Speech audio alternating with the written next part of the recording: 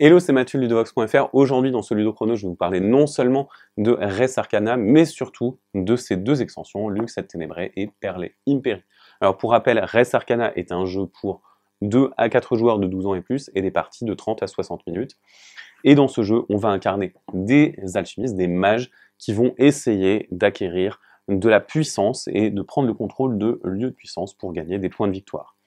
On va faire ça en utilisant un paquet de 8 artefacts qui nous est propre et on va essayer d'optimiser ce paquet au mieux grâce à des objets magiques et on va également pouvoir faire l'achat de monuments qui nous donnent des points. Assez parlé de Res Arcana, le jeu de base. Si vous voulez en savoir plus, consultez le Ludo Chrono associé.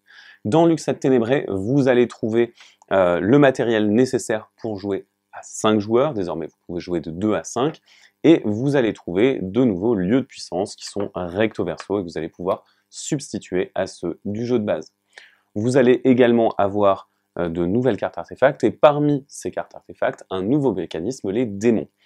Comme les bêtes ou les dragons, les démons sont des créatures puissantes qui ont des effets combinatoires, mais les démons vont souvent vous demander de sacrifier des choses pour obtenir des choses plus grandes encore. Il s'agira donc de prendre des risques pour les valoriser. Vous avez de nouveaux monuments également et de nouveaux mages. Certains vont jouer avec les démons.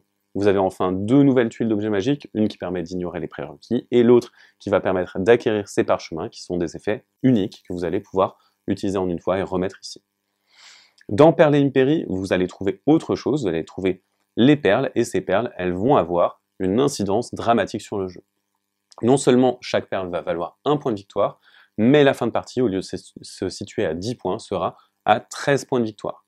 Les nouvelles cartes qui vont être apportées vont avoir souvent un lien avec les perles, et les joueurs commencent avec une perle, certes, mais ils vont pouvoir les utiliser pour des effets puissants.